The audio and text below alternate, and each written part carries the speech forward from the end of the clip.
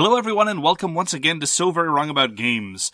With me is your favorite host, the sine qua non of So Very Wrong About Games, Michael Walker. How you doing, Walker? I'm doing great, Mark. How are you today? I'm very well. I am the ne plus ultra of unnecessary Latin, Mark Bigney, and we are going to be talking about board games this week. What? Yes. Uh-oh. None of this is going to make sense then. You usually ambush me with this fact, and I've prepared something else. It is with great honor that I get to turn the tables and announce that we are going to be talking about board games. We're going to be talking about the games we played last week. We're going to talk about the news and why it doesn't matter. And then we're going to talk about our feature game, which is Cthulhu Death May Die. So with that in mind, let us hurtle onwards into the games we played last week. Walker, what'd you play last week? Well, we've talked a lot about Project Elite. So I've tried it solo. There was a lot of talk online about how hard it is and how it's still super fun. So I gave it a try. It is in fact difficult, but I managed to pull it through at the end. It's very, it's not as fun like because you get to control two characters with 5 dice instead of 4 dice each, and trying to remember that one with the weapons only gets to roll 2 dice when it shoots and it has a shorter range, or, just making sure you keep those separate. It's easy enough to make sure you pick 2 characters that have very helpful and or unique abilities so you can keep them straight, but making sure you keep their weapons straight. In the spur of the moment, when you have 2 minutes and you're rolling furiously, you just gotta stop and make sure you're doing the right thing and not, because if you're not doing it right, then it's pointless. If you're not doing it right, why are you doing it at all? Exactly. Which is absolutely our approach to board gaming. Exactly. Well, so it was super fun, and I'm definitely going to try it again. I might even just push my way through because there's a campaign that came with that Kickstarter, so I might just push my way through the campaign just to see how it pans out. My concern with Solo Project Elite is twofold. I played Solo Project Elite, both the old version and the new version. One of them is, one of the lovely moments of tension when things are going wrong is when the alien you are about to shoot is moved by one of your colleagues, and now it's not where you need it to be.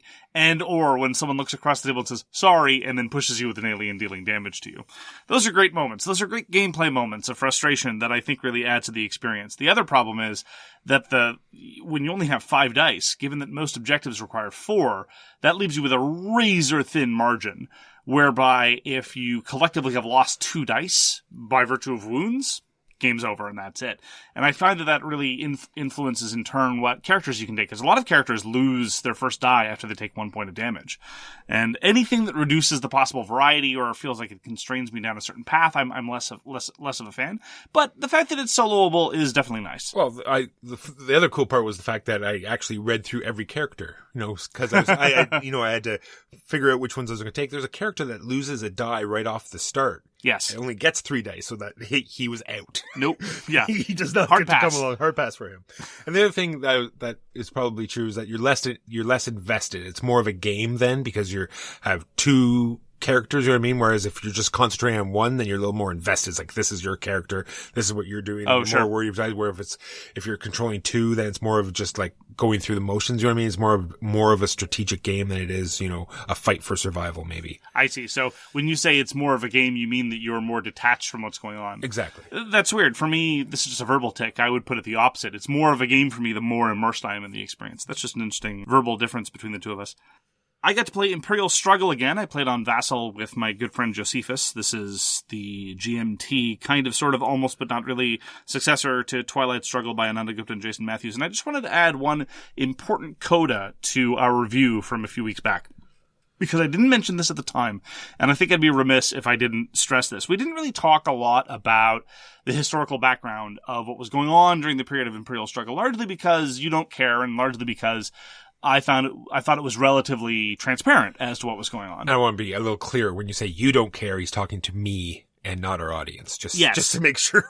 Thank you, Walker. That is an important proviso. I am making eye contact with Walker, and so when I say you don't care, I mean Walker doesn't care. When I say you are a failure, I mean Walker is a failure. These are just hypothetical things I might say. I'm not actually saying them at the moment. I'm going to say stop. You're doing like an impression of your father that is just mind-blowing right now. I think my father prefers you to me. Anyway. But here's the thing about Imperial Struggle, and this has actually been pointed out by Chris Farrell and a number of other people. Imperial Struggle's attitude towards slavery is potentially problematic. Now, I've been very clear. I'm willing to play games where terrible, terrible things happen. I play as Nazis in war games, not exclusively or by choice, but, I'm willing to do it. The problem is that I was kind of extending a little bit too much credit based primarily on their excellent work contextualizing things in Twilight Struggle. I've been very, very clear that when you're going to be dealing with problematic issues and problematic historical themes, more on this later when we talk about Cthulhu Death May Die, context matters. And how you present things, how you frame things matters a great deal. And Twilight Struggle, I was very approving of the fact that it's largely a satire of power politics, of a lot of the internal doctrines that were absurd. And despite the fact that those doctrines are repeated in Twilight Struggle, they're repeated as satire. What if these false things were true? And I think that a lot of the cards really cue into that, and certainly the player notes do.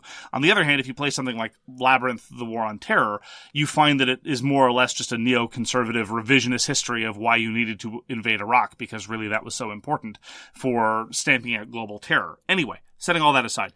But Imperial Struggle covers a period of colonialism that involved the setting up and expansion of the transatlantic slave trade, which involved the systematic brutalization of untold millions of Africans. And two of the four theaters in Imperial Struggle are directly related to that, namely the Caribbean and the West Indies, and the establishment of the colonies in North America. And again, that happens, I don't find problematic. But I was going over through the player guide and the designer's notes, and all you hear from the authors is how they're Francophiles and Anglophiles, and they wanted to present the empires at the peak of their strength and revel in the glory of English and French achievements. And I'm sorry, those two things in conjunction aren't cool. That, to me, is in tension and is a bit problematic. Now, problematic media is very much my bread and butter. I'm a Kant scholar who enjoys Macross and plays war games. Of course, I indulge in lots of problematic media, but I just wanted to stress that Imperial Struggle setting is very, very unfortunate with respect to how it just glosses over the issue of slavery. Yes, there is a tile called slavery that can make boats cheaper for you. And again, the existence of that tile I don't find problematic. But again, one of the things that can really elevate a good war game into a great war game, or can really contextualize a problematic piece of wargaming design into a very excellent or transgressive or interesting piece of wargame design, is framing, is contextualization, is understanding what's going on. I worry that Imperial Struggle does not represent that. And so I would have felt remiss if I didn't add that as a bit of a coda to the review. That having been said, the play was great. I really like playing Imperial Struggle. The systems are really good. I find in many ways they're more transparent than the ones in Twilight Struggle, despite the fact that it's a denser game. I wish, again, that it was easier to internalize who was going to win various wars, and the Vassal module, as of now, still doesn't do that. It does give you a quick summary of who's leading in terms of flags in every theater, but honestly, of all of the things you had to do in terms of glossing the board state, that was the easiest one. For sure. And so the fact that they could have implemented a more robust war accounting system and haven't is a bit unfortunate. And so that really remains unfortunate. There's also the whole recurring notion of the fact that sometimes they list available spoils in a redundant way and sometimes they don't, leading to further confusion. Is it worth overcoming that? Absolutely. Is it worth overcoming the problematic framing? I think so. It is a very interesting design. I'm glad I returned to it. I will probably keep it in broad rotation, especially if my Twilight Struggle opponents take to it the same way that they've taken to Twilight Struggle. And so that is sort of my coda and revisiting of Imperial Struggle over the course of the past week. So I got to play another new game on Board Game Arena. Rob Daviau and Justin Jacobson redid, from Restoration Games, we did a Wolfgang Kramer game. Wolfgang Kramer's game is called Top Race. The new game is called Downforce. Now, apparently, if you play with the player character powers, it's much more interesting. Let's hope so.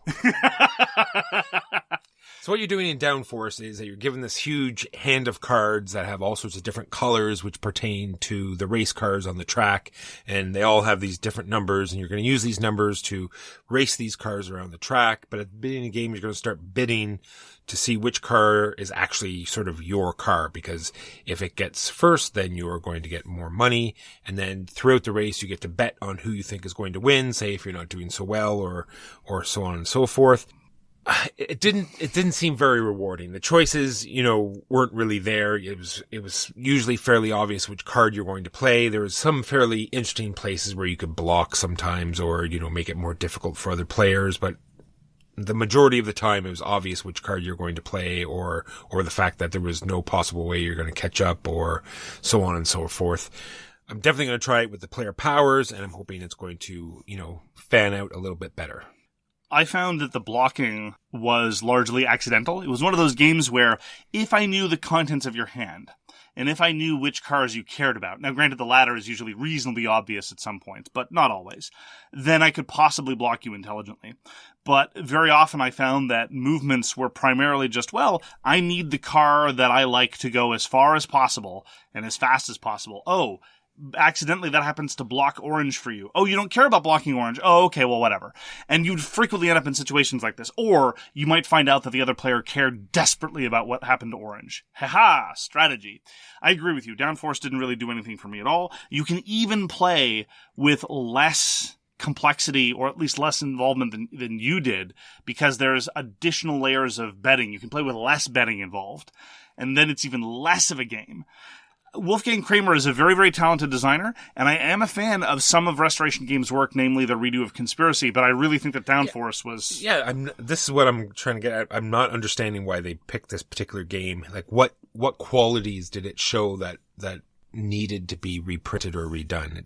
There's so many other games out there that do it much better. Anyway... Like I've ever played, I think it's called Gallipolo. It's this fantastic children's game with wooden horses and the same sort of thing. You have a hand of cards that are 1 through 6 and you just try to outguess your opponents. That has more choice and more, hair pulling out moments than Downforce ever did. Have you played Winner's Circle by Rainer Knizia? A long time ago. Winner's Circle by Rainer Knizia is my favorite race/betting game. We call it Pretty Ponies in some of my group. It was definitely the filler of choice. I have the lovely Korean Dice Tree edition. And it's a great racing betting game. They're not especially similar to the Downforce, except in the broad scope of things.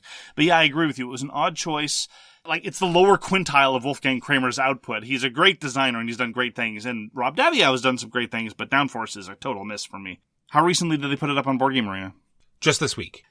I played the last expansion to Albedo that I hadn't tried yet, the most recent one called Yggdrasil. As you know, I'm a sucker for Norse mythology. This has nothing to do with Norse mythology, except for the fact that it represents a race of alien plants, and one of their ships is called the World Tree. There's no dragon gnawing at its roots, so obviously it's not the right Yggdrasil, but I move on with great difficulty.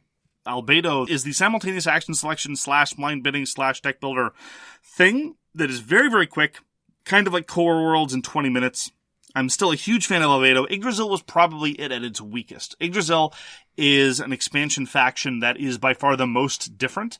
So if you play as the expansion faction, the Space Pirates, you just have a different set of cards and you play as normal. The way Yggdrasil works is you have 17 cards, and you plot out your first 3 turns playing 5 cards each. So, you don't play 6 cards a turn like you do with the other factions, nor do you draw a new hand at the end. You get to plan out your first 3 rounds, kind of, sort of, almost. I don't think that Albedo is at its best when you're doing that. I think that it is far better when you just have a hand of cards. How am I going to play this card? Where am I going to play this card? That's it. And then when it comes time to resolve the card, what am I going to do with this force that I've generated? At that level, you still get, I find, for my value, a shocking amount of trade-offs and interesting decisions and gambles and interesting options. And this additional level of working didn't really sell the game to its strength. Now, it does add variety. This is effectively now the 3rd extra faction that you can try with Albedo, and that is for the good. So if you find the lack of variety a serious sticking point, which I don't, Yggdrasil might be a much needed shot in the arm. It also introduces a system of one-use take-that cards, which I did not touch and probably will never touch, because again, Albedo is a simple game. I don't think it needs an entirely other mechanism grafted onto it. No plant pun intended. Memoir 44, when they came out with the Russian faction, they did sort of the same thing. When you do a Command and Colors, in those games, you each choose a card, or even when it's your turn, you choose a card, and you play left flank, right flank. But when the Russian army came out, you actually had to plan ahead, a couple turns ahead of time. So you had to the Commissar rules, right? Yeah, the Commissar rules. And I thought that was very interesting in that context, but apparently in your game it did not work. Well, it's not that you're planning ahead in that sense. And it doesn't represent any sort of command confusion. When you're playing Commissar rules, and Upfront has had Commissar rules, a lot of Eastern Front, Soviet war games have had commissar rules. That at least you have some degree of thematic evocation, and you feel like you're trying to wrestle this interestingly different beast in terms of doctrine and so forth. Like, if there was even some flavor text somewhere in the rulebook about why the plants were playing this way, maybe I'd be okay with it. Like, they do other things that are different too, and those parts are neat. Like, for example, when you buy a tank, you don't take a tank from the tank stack. You take your special corrupted tank unit that is a tank that's been overtaken by weird plant stuff. That part was really cool, and you can only do it once, and so there's a trade-off involved, so future tanks you can't buy. That was an interesting constraint and not handicapping, and didn't really make me feel restricted in terms of what I did in the future. It just informed my future decision making. That part was all cool, but the weird hand management was a little strange, and I don't really think the game needs one-shots. So it's a very blunt come from behind mechanism. Each unused one-shot is worth 1 point. At the end of every round, whoever's in last place gets one. I might give it a try sometime if somebody really felt the need. But Albedo continues to be somewhat divisive. Half of the people I show it to seem to like it, and half the people I show it to don't seem to like it very much. I am a big fan of Albedo, and I'm very glad to have tried Yggdrasil, and I'm glad to have the option available, even though those specific elements didn't really work for me. But again, just to round it off, the benefit of playing a different faction in Yggdrasil is you can play the different faction and everyone else can play the base game faction, and they don't even need to understand how the faction works. Despite the fact that there's a high degree of player interaction, you don't need to understand the internal mechanism of the faction. If you wanted to play super optimally, I suppose, given the way the Yggdrasil works, you could say, okay, you played these 5 cards, what 10 cards do you have left in your hand? Okay, well, etc., etc. But I probably wouldn't play that way. So that's my future experience with Albedo. Those people don't get invited back. They don't get cookies. They don't get to play Albedo. I played another game on Board Game Arena that actually did work for me. It's a pick up and deliver game, Mark. I finally found one that worked for me. This is called Off the Rails. It's by Andrew and Stuart Platt, and Andrew Platt also did the artwork. It was an old Kickstarter game, and their company is called Rotten Games. It's just a fun little game.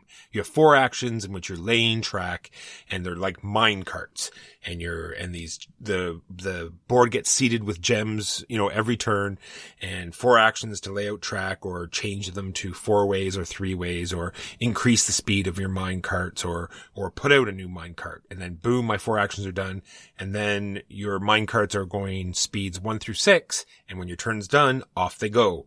You have no control. Well, you have control whether they're going to turn at a turn or whatever, but they're going to go those number of spaces. They can crash into other carts, and if you're holding more cargo than they are, then you knock pieces off. Or it was super fun, went super fast, and halfway through the game, the mine starts collapsing and crushing track, and for the time it takes, and super fun.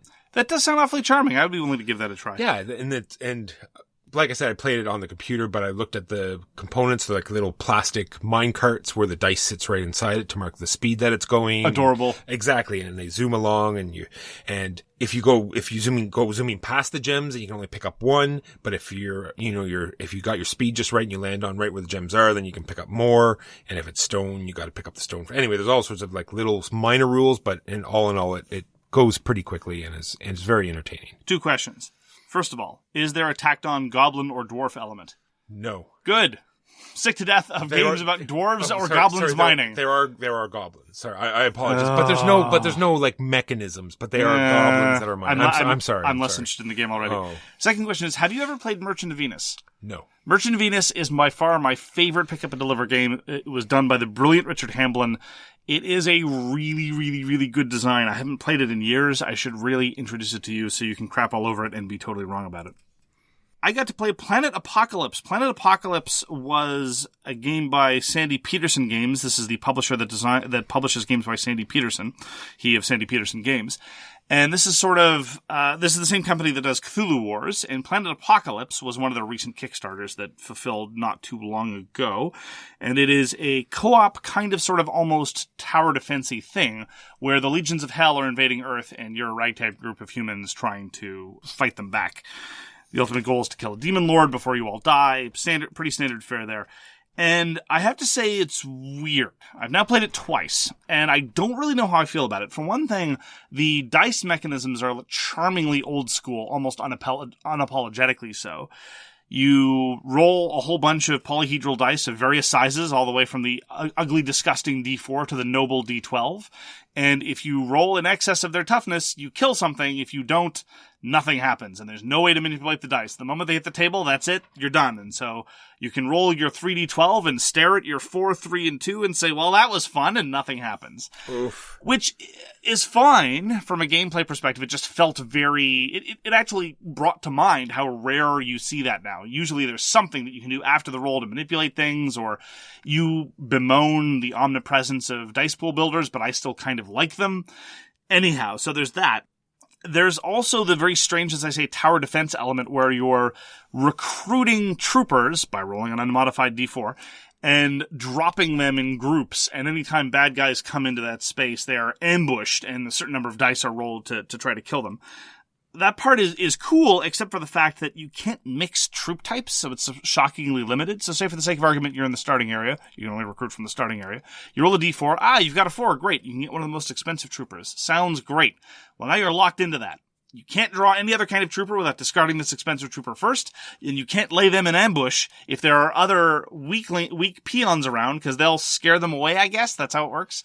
And so if you want to get to those better values, because you get to better values by having multiples of the same trooper in a given space, you're committed to getting more of that one thing. Now, all of this can be offset by courage. Courage is the overwhelming currency. You spend courage to upgrade your recruitment roll. You spend courage to try to buff your friends' rolls and upgrade their dice. You spend courage to get gifts, which is how you level up your people. And all that part is fine. You start... you're scrabbling for courage at the start of the game, and then you're drowning in courage. The part that is calibrated badly for my preferences, and this is just a pure personal preference thing, is it is a return to form of the older style of adventure game, even though it's not an adventure game, whereby you gather up power and then you have to decide when you are ready to kill the boss. I'm not very good at that. I don't really enjoy that kind of calculation. Left to my own devices, being the conservative, very slow, methodical player that I am, I will wait until I'm at the highest possible level, which is longer than I should, and so the game will drag, which did not happen the time we played. The game dragged instead because one of the games we played was on Tabletop Simulator, and there, when you have to deploy 6 minions, it takes a while to drag everything where it needs to be, and so forth. The other weird thing about Planet Apocalypse is that the visual design is very striking. It's like Hieronymus Bosch having a bad acid trip, which I realize may sound like I'm saying the same thing twice, but nonetheless, there you are. Weird mouths everywhere. What Kingdom Death Monster had a thing for hands, Planet Apocalypse has for mouths. Mouths everywhere where you do not want mouths to be on the design of the demons. And some of the minis are kind of impressive, but I will say this, and I've said this about Cthulhu Wars as well. The human scale miniatures in Cthulhu Wars are not much to write home about. They're a little blunt in terms of overall detail. What you like in Cthulhu Wars in terms of the visual appeal are the giant monster figures. And in Planet Apocalypse, sure enough, the demons that are big are very impressive. But the humans that you're playing as, and the small demons you spend a lot of time fighting, not particularly visually impressive. So there's that. The difficulty scaling is also kind of all over the place with player count, and it's just a little bit more grit than I'd like in terms of timing issues and a variety of other problems. Some errata to track down, etc., etc. It was okay, but it was just kind of strange. It left me strangely unsatisfied both times that I played. And part of it, as I say, is just because of my personal preference with respect to beef up, go kill the boss. That's not really the arc that I like. More on that later when talking about Death May Die. And part of it was also just visually I wasn't quite arrested. The style didn't do much for me, and I didn't think that the components were very visually appealing. There's going to be another Kickstarter for Planet Apocalypse coming up sometime soon, my understanding is. And so if the 5 boxes of content that already exists is not enough for you, you can probably go and get 5 more, because such is the way of Petersen games. So far, all the designs of Petersen games that I've tried that have not been called Cthulhu Wars have been functional and occasionally interesting, but haven't really quite hit for me. And I have to say that so far, my experience with Planet Apocalypse has been of that tenor. So, lots of dice rolling, lots of running around and killing things, but didn't really work for my preferences. And so that was my early experiences with Planet Apocalypse. All right, so I played Nippon and Madeira way back in the day, and seen as just way back in the day. Way back when I was. Aren't they like 5 years old at most? When I was but a wee lad. Okay. And since I've been playing a lot of Nippon lately, I decided to revisit the one game of Madeira that I did play because they're by the same publisher, right? By the same publisher and the same designer as well. They're both from Nuno, Bizarro, Sentieiro, and Paulo Soledade. Both games are by the same designers. So if you like being handcuffed, Mark, and you like not doing it's not this kind of podcast, Marker. We're not going to talk about that on and you don't want to make sure you can't do what you want to do. The safe word is tulip. Every single game mechanic is put there to get in your way, then Madeira is the game for you. So you take these dice, you have to draft them. Everyone has 3 sets of dice that they have to draft. So you get your dice and they might be good enough to do the actions that you want to do, but probably not. You probably have to bump them up with bread. But guess what? You also need that bread to feed your workers, because on top of everything else, yes, you even have to feed your workers. Which is something you always hate.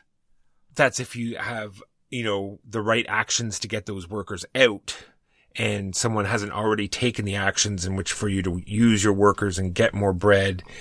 And it's just this cycle of not being able to do what you want. So if that is a game that appeals to you, then Madeira has it tenfold. If you want to feel constant pressure of not being able to do anything, then boy-oh, does it have it in spades. Now, could you speculate as to how much of the balance is limitations imposed by the system in terms of just strict mechanical limitations versus limitations that are imposed by the system because you are under the gun for a scarcity of resources? Because I know that just in terms of personal preference, anytime you have to feed your workers and you feel resource deprivation, that is often not something you enjoy. I think it's something that's there just because I'm really bad at the game. Okay. But that being said, no, I really feel that it is just an overall handcuffing experience. And it doesn't give you like that free flowing. It's like, I can't do that I want to do because I still have to do this first. And then you're just constantly doing these steps and steps to build up to do what you want to do. Right. And it's not my gig. It's not your gig? It's not my party. Not your jam. I got to play Gaslands Refueled. Gaslands is, of course, one of our favorite tabletop miniatures games where the miniatures are Hot Wheels cars. I played over Vassal because I was showing it to somebody remotely. And whenever I have to show somebody a miniatures game for the first time, I often feel a sense of nervousness because teaching someone a tabletop miniatures game is very difficult. They tend to be very rules heavy. There are a lot of conventions that tabletop miniatures games have that sometimes people are familiar with, sometimes not. And in order to show the system to its fullest strengths, you often have to go down the rabbit holes of unit-specific actions or unit-specific features or faction differentiation, all of which are not the kind of thing that you want to front-load, especially with a rules-heavy experience. That having been said, I shouldn't have worried because I keep forgetting. Every time I finish a game of Gaslands, it's like it instantaneously leaves my head. Gaslands as a system, there are no dull moments in Gaslands. Oh, it's like a movie. Yes. Almost every time. Something interesting happens at a regular basis, and indeed, I have to say that this demo worked perfectly. I built a couple of teams where they had just a couple of tricks each, just to get a sense of things, and it was like clockwork. Every other activation, something new happened that hadn't happened before. It's like, okay, this is how collisions work. This is how you manipulate this particular configuration of skid dice. This is how you execute this particular daring maneuver. Maybe you might want to consider this element of strange maneuver sliding. This is how weapons fire works, and this is how you blow up. And so it was... Honestly, I couldn't have planned it better. It was just clockwork. But then again, as I was feeling so smug, I've designed a perfect showcase. I keep forgetting Gaslands is its own best showcase. That, and how does the Vassal mod handle it? Well, okay, so I've commented before that the Vassal mod started out really good, and I've been tinkering with it over the course of the past few weeks. Importing more assets, making the interface work better to my tastes as opposed to the tastes of the endlessly talented gentleman who initially set it up. But I've been in correspondence with him about how to tweak it further. For one thing, it was the Gaslands mod. The one that's currently available is stuck in the previous version, namely Gaslands Simpliciter as opposed to Gaslands Refueled. So I made the system be able to accommodate the new stuff with the new player aids and the new turn structure and things like that. The Vassal module is pretty good. The thing about Gaslands with any other template movement system is some people just get a little twitchy with respect, and I know you're one of these people with all due sympathy, get a little twitchy about moving the cars properly. And you get twitchy only about your cars because you're a fair man. It's not that you're worried about other people trying to cheat you, it's just you want to play quote-unquote properly.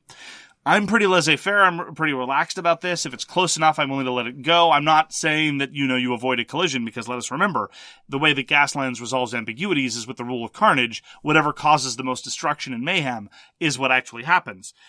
I flubbed that a little bit over the course of this demo just so we could keep things moving, I have to admit. That was the one concession to a demo intro game that I did for this version. I have to say that the Gaslands Vassal module was pretty good. It started out pretty good, and I think it's still pretty good.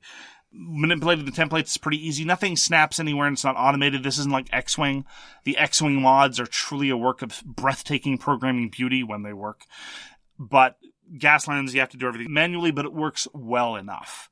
And I've played a bunch of games online and through Vassal, both with people that were familiar with Gaslands and those and people that were not familiar, and it's never really disappointed. It's a fabulous game and a great system. Do I prefer playing with my own Mustangs and with the physical movement templates and all the glory that provides? Absolutely 100%. But I have to say that you don't lose very, very much in the digital translation. And it's just an endlessly satisfying system. You constantly see interesting things happen.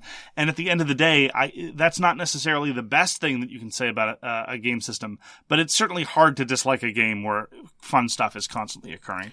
I just realized something that would be really interesting because they had it for Formula Day. Someone had programmed a side computer module, like where you could play Formula Day, and you normally you go around the track just like you normally would, but when the race was over, you could hit a button and it would replay the race in real time. So it actually looked like an actual real race, right? But using amazing. the rules and everything else. But can you imagine how interesting that would be cool if it did that for either X-Wing or Gaslands, where it's sort of, Vassal sort of remembered the rules and remember what happened and sort of like played it back for you in real time. That would be kind of cool. That would be very neat. But I am mercifully past digital gaming as my primary gaming outlet. I am certainly willing to indulge in it on occasion, particularly where it comes with Vassal or when there's no alternative. There are some people we know locally who are immunocompromised, and for them, digitally is the way to go, and I'm certainly willing to do that to stay in contact with people that I don't have any other way to stay in contact with. But Gaslands almost never disappoints, and it was definitely a blast. No pun intended. So those were the games we played last week. Now on to the news and why it doesn't matter. So this is the big Gen Con online week, Mark. Are you excited? Super excited. Nope. I'm super excited because this is when Fantasy Flight Games announces all their super exciting, up-and-coming Star Wars stuff. Releases that they're going to do. Yeah, Star Wars stuff. stuff. I want everyone I know it's going to take a while for me to get through them all. Star Wars stuff. But I'm going to tell you all the ones that I found interesting and I'm looking forward to coming up this year. So, Mythic Games has pictures out for their Darkest Dungeon miniatures. So, Mythic Games is coming out with the Darkest Dungeon game and they put up some pictures of the miniatures that are going to be out for it. This is an adaptation of the PC game called Darkest Dungeon? Yes. Oh, I did not know they were doing that. Yeah, so I think that's going to be very interesting. It's probably going to be another Mythic big Kickstarter. So I'm looking forward to it.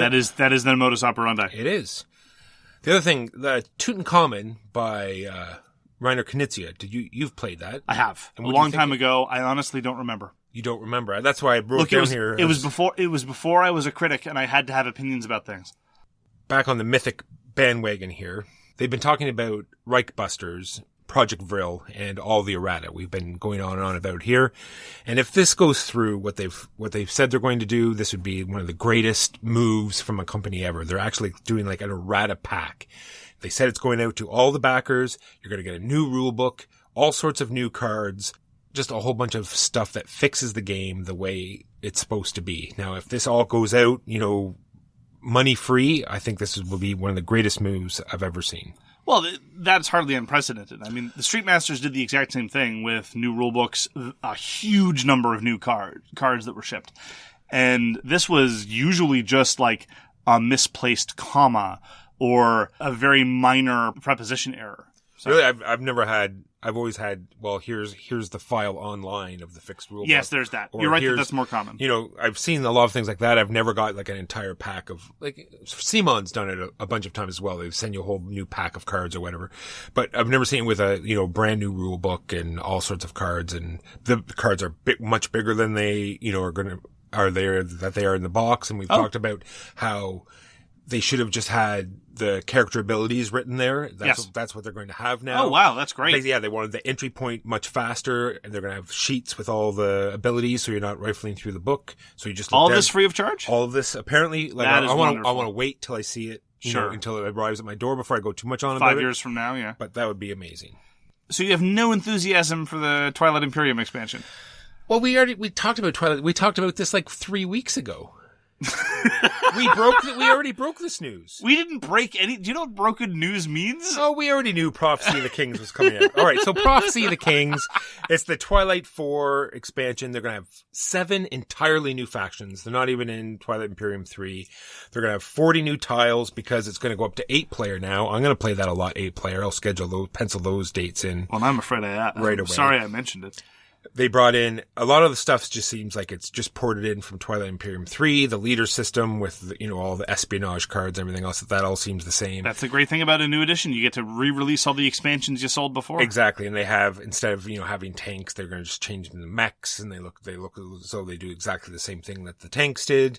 So just updating it all to the same thing that Twilight Imperium 3 was, but with just the new fancy looking stuff. And I do have one other thing. Just, don't fall asleep. It's called X-Men Mutant Insurrection. It's yet another. Well, it's a dice chucking game. Yeah. Yet another. Do you know what I was about to say? And I realize now I'm in the dumbest man on earth. I was about to say, well, in their defense, at least it's a new license. No, it's not. No. X-Men are just part of Marvel. They've been turning the event. Yeah, sorry. How ignorant am I? Oh, and then Descent Legends of the Dark. At the end of this video, they do this little skit where he brings out this giant, 12 by 12 thing it's called, and written on it is Descent Legends of the Dark, and it says Act 1 down in the corner. So there's this whole thread, and what I feel it is, I think it's just it's their attempt to answer to Gloomhaven. I have a feeling that it's going to be a legacy type, a full, written down, rip up type, legacy type adventure game. So we'll see though. Well, better they do more of that and less of Legacy of Dragonholt, which was actually good and compelling. And, of course, they're not going to support that system. Got to have a new, incredibly bloated system for Fantasy Flight to plug. It's true. I missed one quick thing, too. For the Prophecy of the Kings, the expansion for Twilight Imperium 4, we were right when we said the expansion, it's just the expansion, $99.95. Yep. So news from Blacklist Games. Blacklist Games, the outfit of Adam and Brady Sadler. They put out Street Masters and other things, but really when you put out Street Masters, that's all you really need to focus on. They're going to have a new project called Dire Alliance, which is going to be a line of games, the first instantiation of which is going to be Dire Alliance Horror, which doesn't really do much for me. So this is the first game that Blacklist Games is going to put out that was not primarily or initially designed by the Sadlers. This is going to be designed by Trevor Benjamin and David Thompson, the duo that gave us War Chest and, perhaps more importantly, Undaunted Normandy and the upcoming Undaunted North Africa.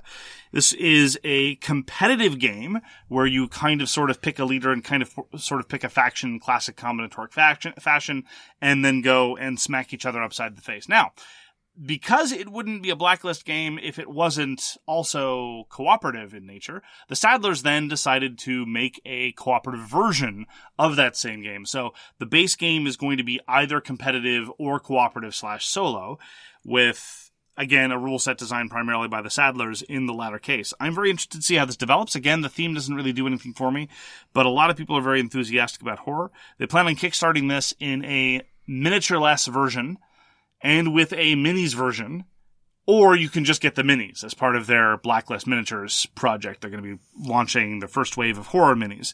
So I'm very excited to see where that goes in terms of primarily the game. This is also going to be an interesting way to get a Blacklist game that is going to be vastly cheaper than their other offerings, because it won't necessarily come with miniatures, and I'll probably pass on those.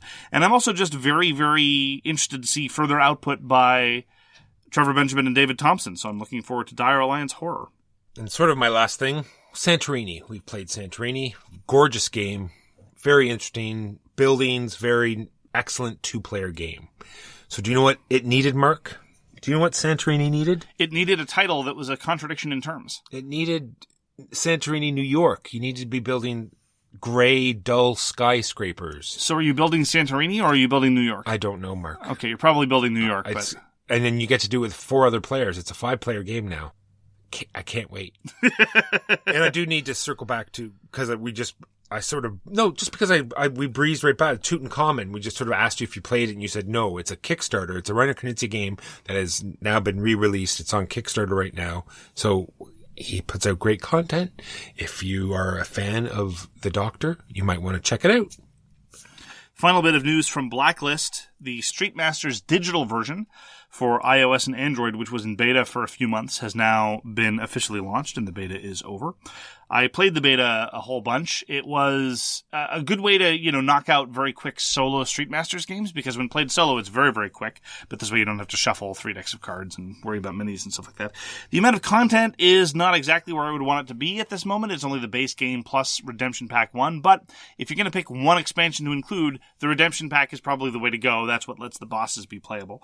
And Street Masters is still great. Now, it automates things in a way such that it is very difficult to accurately track what's going on. You have to very carefully page through different submenus to see which cards are active and try to figure out what things are going to do. But, the benefit is that the machine is going to take care of it for you anyway. So if you don't mind a certain degree of effectively unpredictability of how things are going to act, then the app is pretty darn good. It's also good at making arbitrary decisions for you. If for example, a minion could go in the northern hex or the southern hex, it's not going to pause to ask you for every trivial little decision. It will pause to ask you for most trivial decisions, but it will automate some things where it thinks it's mostly irrelevant. So that's good.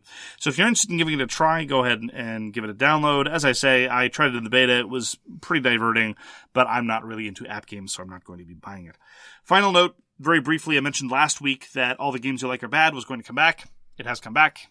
I've uploaded the first video review. There's going to be another one, not this week, but next week. And if you are a backer on our Patreon at the extra swagger level of above, you already have access to it. It's going to be made general access 2 weeks after initial publication for most video reviews. Also, if you're an overlord or a commissioner, you'll be able to tell me what to review. So there's that. Well, that just segues into what we're about to talk about. We're talking about Cthulhu Death May Die. Walker, why is our feature game this week Cthulhu Death May Die? Well, because on our Patreon, if you're a certain backer of our Patreon, you get to vote on which games we're going to review for that week. Advertising over. So, Cthulhu Death May Die was released in 2019. It was a Kickstarter from Cool Mini or Not, because that's how they roll. It was designed by Rob Daviau and Eric Lang, which honestly is a very impressive pedigree all told. I'm not a huge fan of Daviau's output, but he was one of the key designers in Heroescape, which remains very near and dear to our hearts. He also more or less invented the Legacy format, so whether that is deserving of your praise or hatred, that is very much up to you. Heroescape, Risk Legacy, Pandemic Legacy, Betrayal Legacy, most things with Legacy in them, not all. He is responsible for his own outfit is Restoration Games, which mostly takes games like Downforce or Conspiracy or Fireball Island and republishes them with minor updates. They're also responsible for the Unmatched system, which we briefly tried and weren't particularly enamored with, but it was cute and cheerful. Eric Lang, on the other hand, is I think it's fair to say, one of the titans of the industry now. He's the design lead for CMON Industries.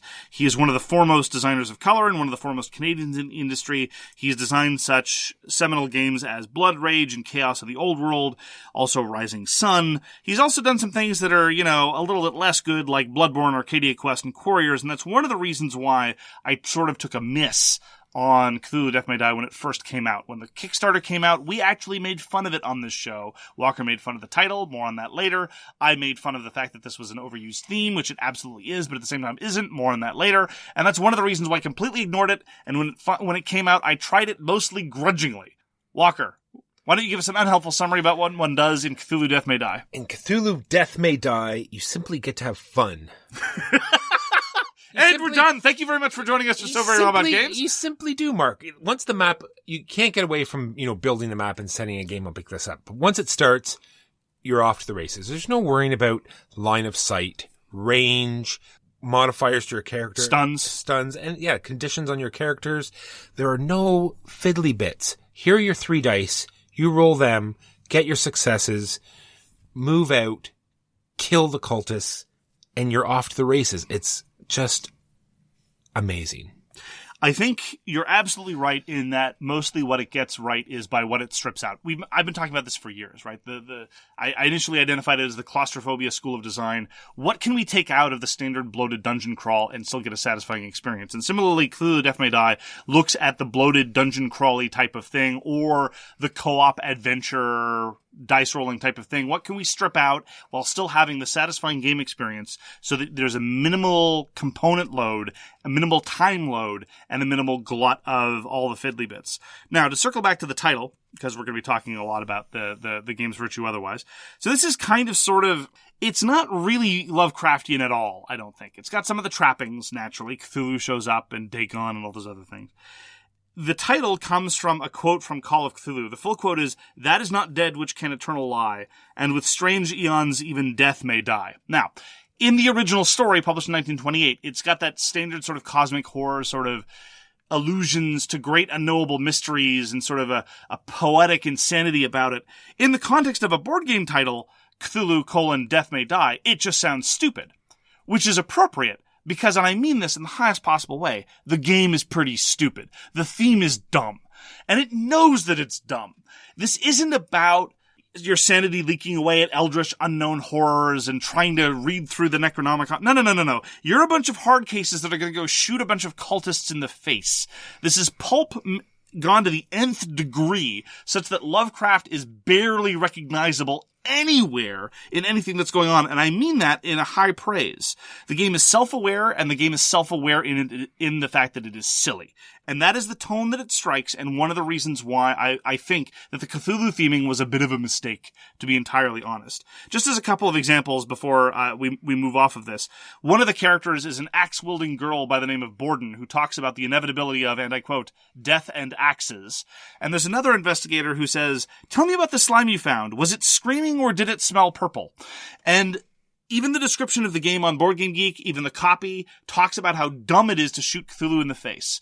Because almost every other Arkham game, especially the ones from Fantasy Flight, are all about grubbing for clues and then getting a bank loan so you can buy a shotgun so you can shoot Hastor in the face with a shotgun. Which is dumb when you try to pretend that it's about cosmic horror. But when it's pulp nonsense, I'm on board. Yeah, and the last two stories we did in the last two missions, I think were the most interesting and unique things that we've ever done. Like, are aliens troubling your little town? Are they beaming up the local moose? Well, strap a bunch of dynamite to those moose eye and watch them go up and explode the mothership, because that's how we roll in Cthulhu: Death May Die. There are 3 Kickstarter exclusive scenarios. And this is where you really felt that they figured, okay, let's let our freak flag fly. Because we'll talk about the scenario system later, because it's one of the strengths of the game. But a lot of the scenarios are, again, presented through this incredibly self-aware pulp style. But it's those 3 Kickstarter exclusives where they really lean into the nonsense. And honestly, that's when I think Death May Die is at its absolute best. I think it's a shame, honestly, that the one with the moose is Kickstarter exclusive. The one with the demonic ice cream man is Kickstarter exclusive. That is very unfortunate. I wish that everybody could get a chance to experience this. But, Kickstarter exclusives are kind of part of the game. So let's get to the actual game. So it does the same that a lot of the co-ops are doing recently, where the enemy gets a mini turn after everyone's turn. So there's not this big slow up in the game after everyone does their action. There's a big enemy turn. It's just like, like Street Masters, where when your turn is done, just the monsters in your area are going to activate and attack you. Because it's even more streamlined than that. In Street Masters, you have to move things and everything activates. In Death May Die, it's just, did you end your turn where there are monsters? Okay, they attack. That's it. That's right. And that way it really scales to the player count, because it doesn't matter how many players you're going to play with. Well, you can only play 1 to 5. I just mean there's no changes in the rules. There's no things to look up. There's no say, I'll add 2 monsters to this room, or, turn to this page if you're only playing with 2 players. It just plays exactly the same no matter how many players you're playing. The flow, as Michael Walker would say, is real. There's no extraneous turn structure. It's just, I take my turn, I take 3 actions, these 2 things happen, go. And there's huge choices in this game. So there's, on your turn, there's not just go around and kill stuff. So you have to decide what you want to do. You want to attack? Do you want to advance the mission objectives? Do you want to run out and save a teammate? Or are you too injured? Or do you want to rest? And within those decisions, there's even more things that can happen. Like if you attack or if you rest, you could trigger off other combos, because there's this whole sanity meter, which I'm sure we're going to talk about later. So if you attack, you could hit a threshold on your insanity, which is going to give you more abilities and trigger some other things. Do you want to get to a safe space so you can get more cool toys? Or how quickly do you want to advance as a character? Because as you go more insane, you get more abilities, right? So how quickly do you want to advance through that particular system? And maybe you'll do it too quickly and therefore perish before, the big climax at the end of the game. I am going to defer to your normal preference of saving criticisms for later. In this particular instance, I just want to flag right now that I actually think that the quality of decision-making in Cthulhu Death May Die is not particularly good, despite my enthusiasm for the game. But you talked about the leveling up structure. It is a very, very simple system. Every character has 3 skills. One of them is unique to a character and is never duplicated. The other 2 are from a pool of 5. Every time you hit certain thresholds, your mental illness triggers, more on that later, and you level up a skill. And that's it. And it really does let you be flexible, and you still get a sense of power progression, because in addition to getting more skills, as your character gets more crazy, you're rolling more dice. And so very simply, with no rules overhead, and with a minimum of upkeep and a minimum of fiddliness or tracking modifiers, your characters start out just rolling 3 dice and barely getting by. And by the end of the game, win, lose, or draw, you'll be rolling fistfuls of dice and doing massive combos with incredible skills. That's what I mean. The combat is very quick. You gather all your dice into a pile or a mass. Is it? What does it say? An accumulation or a mound? Pit, maybe? A ditch? A lump? Maybe a jumble. A jumble of dice. Sure. It's definitely not a pool. No. It's not a pool of dice. No, it's definitely... No, you wouldn't just pool want to make dice. sure No. everyone's... No. Because it's not a dice pool game. So you're always using these same dice. That's the other thing that is great in the game. No matter if you're attacking or you're being attacked, it's the same dice and they do the same thing, right? You don't have to see, because the monster's attacking, they do something completely different. It's all the same. So no fiddly bits in the game. Different monsters do in point of fact have different effects, but we're talking about a very small number of unique modifiers that ever occur. And I shouldn't even call them modifiers, because there are no modifiers. There's no I'm at this range, so I lose a die, but I've got support, so I gain these. No. It's incredibly straightforward. The most you're ever going to have to worry about is, I'm at this sanity threshold, so I get these dice. My skills give me this. I have an item that does this. That's it. You're done. And honestly, just the ease of playing through this. I was actually reminded of this a few months ago in the middle of pandemic times. We reviewed Undaunted Normandy, in part because we wanted something that would be very, very easy and very, very simple to do, because just the setup is minimal and playing it is a joy, and it's just simple and straightforward. And honestly, Cthulhu Death May Die, despite the fact that it looks like every other miniatures heavy crawl type thing, everything is so smooth and easy, it's a delight.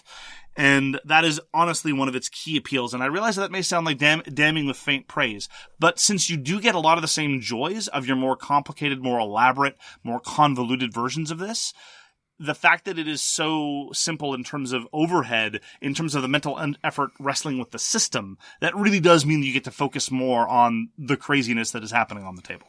And a little bit of the crazy is how many different characters that you can choose from. Because they did the CMON usual thing where there's a generic set of abilities. And if they just spread those, throughout the characters, and then they can just keep adding more and more and keep the balance, because they all have roughly the same abilities. You can be super swift, you can be a marksman, you can be good with magic, like arcane mastery, you can be a brawler, and all the characters have their own little personal skill set that they go up. And I really enjoy the way that they incorporated all these abilities, because it's not always, I just you always have to be you can be swift and do a lot of damage, right? You don't have to be the guy that punches really hard or shoots really hard. You can I'm so super fast, they can't hit me, and I zip in and out of the spaces back and forth so quickly that I destroy everything that's in them. I thought it was very interesting how they did that, right? I was wondering how they were incorporated so all of the characters can do, big hits, and I thought they did a great job. Yeah, swiftness, especially the way the movement system works, does really lead to some more clever bits, because the way you kite monsters around. Again, just in terms of just very simple, there's no notion of pinning. It's just when you leave a space with enemies, they follow you. Unless you have a certain skill, in which case you can choose to leave them behind. And so this character, who might not be the strongest or who might not have the most ability to exert successes on the board, can set up the monsters so that they're in just the right place for everyone else to do. And so there's a certain degree of specialization, and that's where I find a lot of the interesting tactical elements to emerge. From being where you need to be and having the monsters be where you need them to be. So let's talk a little bit about the cast, because I just want to flag that this is one of the things that happens when you pay special attention to coming up with a diverse cast. It is majority women and majority people of color. You have an Asian sniper from Ole Miss. You have Indiana Jones, except he happens to be black. You have people from all over the world. You have people from South America, from Asia, from Africa. And it really is great. There's tons of representation all over the place. It doesn't feel forced. It feels entirely natural. That was for Walker's benefit.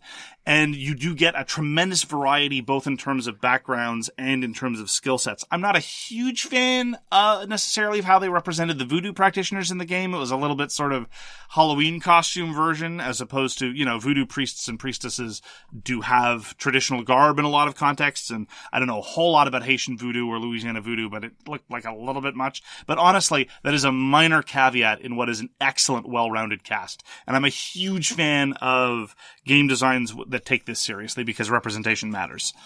Let's talk about a little bit about the setup, because we sort of hinted at it, and the fact that we talked about, we have the moose scenario where you beam up the moose and they explode, or the ice cream man. You might say, well, once you've played them, it's you've already done it and it's going to be the same every time. And that's just not true, because you're going to marry two things together which are going to change the game every time. You're going to pick a random god and a different scenario, and they're going to take decks and mix them together. It's going to give you a different experience every time you play these scenarios. I don't want to overemphasize the extent to which it's different, because, you've got 5 different possible Elder Ones, Cthulhu, Dagon, Yog-Sothoth, Shub-Niggurath, the whole thing.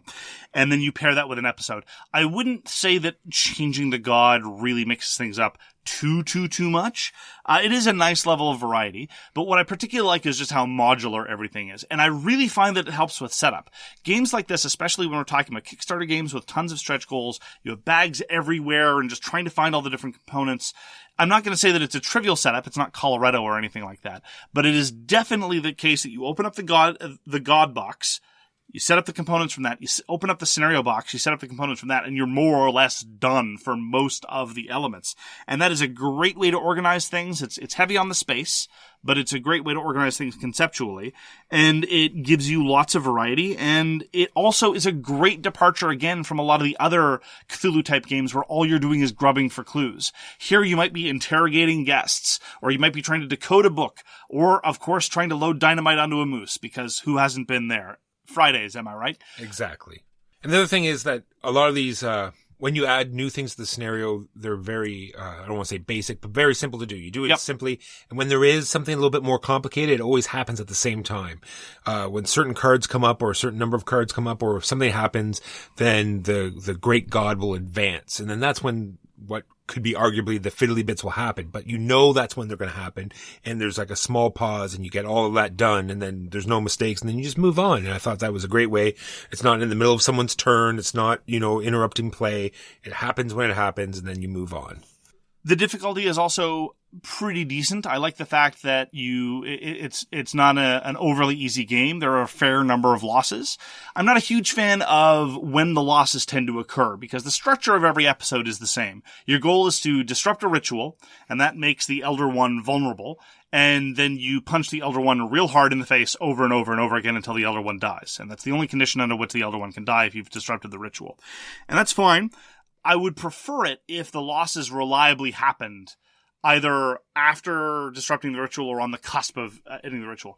That has not been my experience. Losses often happen just in the middle of because something random happened, which kind of gets to my criticism about the quality of decision making. The loss condition before the Elder One shows up is someone dying, which is fine. And you might think, oh, well, all I have to do is stay away from monsters and I might be safe. But one of the tricks that the game likes to pull out is to spawn monsters wherever you happen to be standing just cuz. And there's practically nothing you can do about it at all. You can be as safe as you can, far away from all the monsters, outside their movement range, but then you pull a Mythos card because, sure enough, every Cthulhu game has to have you pull a Mythos card at the end of your turn, and it says, spawn this monster underneath you, and then guess what? That might cause you to die. Now, can you mitigate this? Absolutely. I'm not saying that it happens all the time, and it's not like some bolt out of the blue that can reduce a perfectly healthy individual down to death, but when we've lost, it's often come at a sort of abrupt, anticlimactic sort of, oh, okay, I guess I'm dead, that's it, we've lost. So there's that. Yeah, well, because we didn't talk about this interesting stress system where you can spend stress to reroll. So you've had a semi-complicated turn where you had to get something done, so you've spent your stress, but then you've moved out of the area and you thought you were safe, but you're at no stress. It lets you re-roll when you've rolled very badly. And then, like you say, you draw a mythos card and the monster attacks you and gets an outstanding roll and takes you from almost full hit points to 0 hit points because the roll was so good, and you can't re-roll any of those dice because your then you pull stress is tapped out. And then you pull a discovery card that finishes you off. Exactly. One thing I do want to stress, though, just to circle back from the setup, all the cards, with one exception, entirely come from the scenario setup. There are no generic mythos cards, and there are no generic discovery cards. All of them are keyed to the elder one you're playing against and the scenario you're playing. And that really does, sometimes it's just superficial. Most scenarios have the item that gives you +1 die when fighting in melee, but it does really add to the sense that each episode is distinct. Yeah, it's +1 die, but it's how you get it, right? Right. It's like either you're going to have an attack beaver, or you're going to have an ice cream truck that runs people over. Or a pocket knife. Or a pocket knife. It's all different. It's all keyed to the theme. It's fantastic. Sure. So let me talk about the one deck of cards that is consistent across all games, and that is the Madness. At the start of every game, every character gets a Madness. The explanation is that the characters are already insane. They can become so insane that they can't function anymore, and that's effectively death. But they have this madness that will trigger at various junctures. And honestly, I'm not a huge fan of the way games like this leverage mental illness, because the way it's presented in Cthulhu Death May Die, and this is the defense that has been offered by the designers, it's okay that we, gamify mental illness this way because they're kind of like superpowers, which I think kind of misses the point. The stigma about mental illness doesn't go away if you treat it as some sort of weird kind of superpower, especially since the abilities in question are actual mental illnesses that people suffer from in some cases, and they're presented as turning them into unstoppable killing machines. The worst example of this is somebody who suffers from psychotic breaks, who will teleport somewhere and do massive quantities of damage to other people, possibly their friends. People who suffer from psychotic breaks are vastly more dangerous to themselves than to anybody else. And I just don't like the way that it's presented. I think that since Daviau and Lang very cleverly looked at Lovecraft, which is a problematic, racist legacy. I'm not saying you shouldn't read Lovecraft and enjoy him. I'm just saying dude had some ideas and they found their way into his fiction and said, no, we're going to have a diverse cast, and we're not going to have it be cosmic horror where the fear of the unknown was often just a thinly veiled metaphor for fear of Asian people and immigrants. We're instead going to have it be this great pulp experience with a diverse cast. Great. And then they didn't square the circle. They could have gone the extra distance and say, no, we're going to get rid of all these mental illness tropes and instead replace it with, the corrupting eldritch influences or whatever. There's 1,000 different things they could have done. Yeah, this is the same problem that all of these Cthulhu games have, though. Yes. I don't mean to imply that it's unique, precisely because they were so good about the representation of the cast, with the possible exception of the voodoo practitioners. I wish they had gone that extra mile and done away with all these tropes about mental illness. That's all. And as I say, problematic media is very much my bag. Like, I'm not saying that this makes them bad people or this not a game worth playing. I love this game and I will play it at nearly any opportunity. I'm just saying I wish they could have taken that one step further. Yeah, the only issue I had with it is I really wish they had, because some of the stories were so intriguing and some of the, the theme was in there. I just really wish they had sort of like an end paragraph. Like, they didn't have any. When you won, you just won and you put the game away. There was no little paragraph at the end saying, good job, the villagers thanked you and you went on your way, and after you left, the ice cream man snuck back in and took the village back over, or or gave everyone ice cream sandwiches. Yeah, that's a good he knew the error of his ways and gave free ice cream to all the children. I don't think cosmic evil works that way, but I, for one, loved the fact that there's hardly any flavor text anywhere, and what there is very minimal and very much playing into the absurdity of the theme. I honestly wonder if they'd spent too much time with this absurd silliness that might have started wearing a bit thin. All you have is a quote from every character, a brief bio on the back, which is, of all the text, the straightest text that exists in the game, and a tiny little bit on every discovery card that's actually usually kind of cute. It presents these lovely little vignettes. The most memorable one we had, which we will not spoil, was about a certain mailman. Milkman. Oh, it was a milkman. Yes. Okay, well, same difference. Yeah, oh man. This is, again, these little flashes of absurdity that are just so memorable and we've been playing Cthulhu games for well over a decade. Yes. And they all feel the same, mostly because they're almost all from Fantasy Flight. Whereas this one is just a joyous thumb in the eye to all of those conventions. It's true. Yeah. I loved it. I love it too. Again, as I say, the quality of decision-making I don't think is superb. Very often it's just a function of this card says something spawns out from under you. You're rolling a fistful of dice. Sometimes there's not really much you can do with your turn, or sometimes your turn is just, I'm going to roll 3 attacks to do as much damage as I can. But again, when the systems are this clean, when everything is so simple to set up and play, and the tone is this delightful, I find it hard to be too down on it. For me, this is a super crowded field of co-op, high body count, plastic kinds of games, but for me it's in the very top tier. It's right up there with games like Street Masters, Hellboy, Space Cadets Away Missions. But even though I find the decision making better in all 3 of those games, it is by far the fastest and cleanest.